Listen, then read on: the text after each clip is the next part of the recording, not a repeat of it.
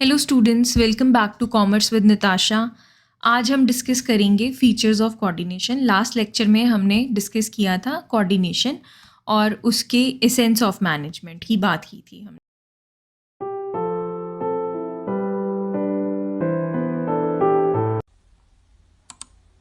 Features of coordination क्या है?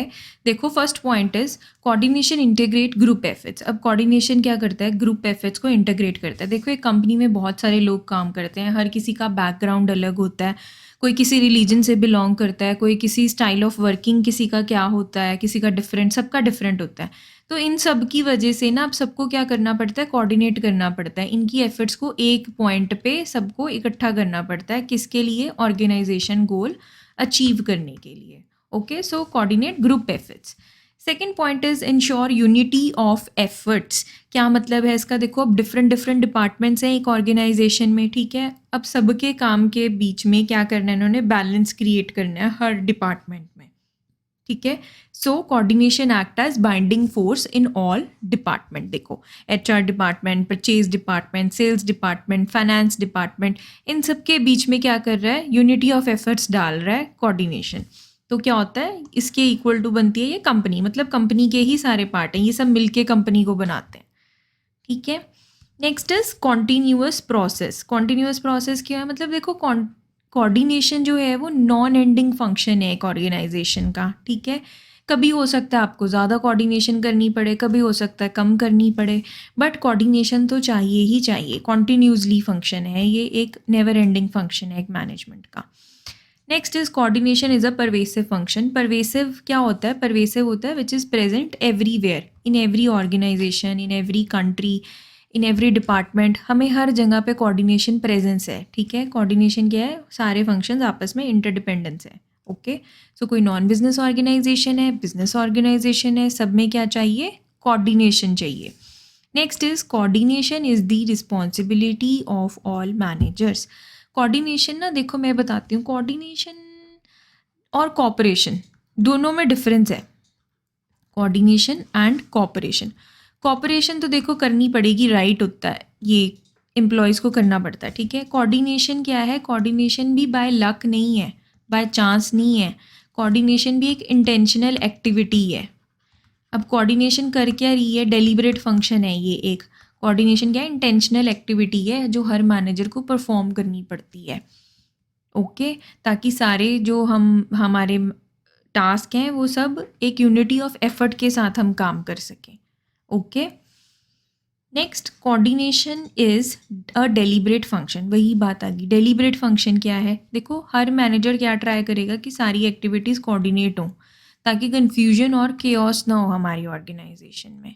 Without coordination efforts of individuals can be untied and integrated. मतलब वो untied रह जाएंगी, ठीक है।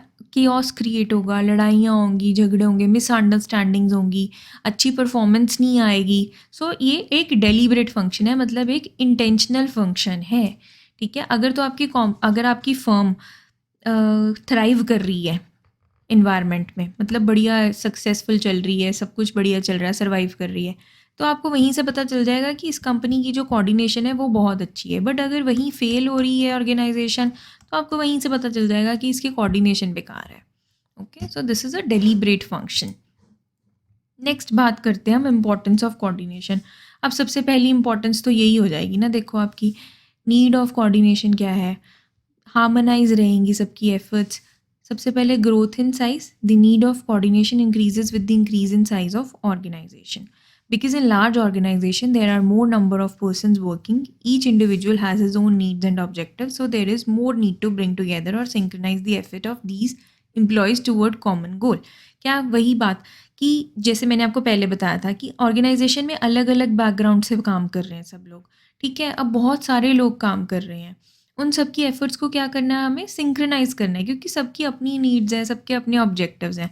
तो कोऑर्डिनेशन पहले तो इस चीज़ के लिए ज़रूरी है, मतलब जितनी बड़ी ऑर्गेनाइजेशन उतनी ज़्यादा कोऑर्डिनेशन की ज़रूरत है। Functional differentiation, the functions of an organisation are divided into different departments. सारे फंक्शंस अलग अलग डिपार्टमेंट्स, अलग अलग सेक्शन, अलग अलग डिविजन्स में हम काम को डिवाइड कर देते हैं, ठीक है। अब सब लोग अपना अपना काम कर रहे हैं by giving more importance to its objective. मतलब हर डिपार्टमेंट का अपना अपना एक ऑब्जेक्टिव है, जो ऑर्गेनाइजेशनल गोल अचीव करने के लिए काम करता है। But in actual practice these departments are interlinked. But actually क्या है, देखो हर डिपार्टमेंट का अपना अपना ऑब्जेक्टिव है और ये डिपार्टमेंट आपस में क्या है, इंटरलिंक्ड है, इंटरडिपेंडेंट है, ठीक है, एक दूसरे पे डिपेंड करते हैं। सो वहाँ पे ज़्यादा नीड है रिलेट करने की, उन सब की एक्टिविटीज़ को एक ऑर्गेनाइजेशन के अंडर, मतलब उनको रियलाइज़ कराना that you are the part of same organisation, one organisation, ठीक है। So coordination is needed to minimise the differences among departments. अब कोऑर्डिनेशन क्या क्यों इंपॉर्टेंट है, इन सारे डिपार्टमेंट्स में डिफरेंसेस ना आए, ठीक है, उसको मिनिमाइज करने के लिए कोऑर्डिनेशन की ज़रूरत है। Next is specialisation. क्या कह रहे हैं, इन लार्ज एंड मॉडर्न आएगा, modern organisation there is high degree of specialization and the specialist or expert feel that they are the only qualified people and they always take right decision in right direction, ठीक है। क्या कह रहे हैं, आजकल की organisations में specialist higher किए जाते हैं for this purpose. So there are number of specialist working in the organization. अगर if all of them work in their own way it will result in chaos and confusion. देखो उन specialist को लगता है कि हम सही डिसीजन ले रहे हैं, सही डायरेक्शन में जा रहे हैं, ठीक है, बट अगर सब लोग अपने अपने तरीके से काम करते रहेंगे, अगेन कन्फ्यूजन और केओस होगा, ठीक है। सो देयर इज़ नीड, हमें क्या बताना है, that you all are interdependent, ठीक है, एक दूसरे पर डिपेंड करते हो आप सब लोग, हमारे सारे डिपार्टमेंट, सबकी एक कॉमन डायरेक्शन है, वो क्या है, मैक्सिमम बेनिफिट करना ऑर्गेनाइजेशन को, ठीक है। तो इम्पोर्टेंस ऑफ कोऑर्डिनेशन क्या हो गया, growth in size, functional differentiation and specialisation. तो ये तो था हमारा चैप्टर का लास्ट टॉपिक। अब ये चैप्टर हो गया है कंप्लीट। अब हम बात करेंगे ये केस स्टडीज़ की, एमसीक्यूज डिस्कस करते हैं पहले।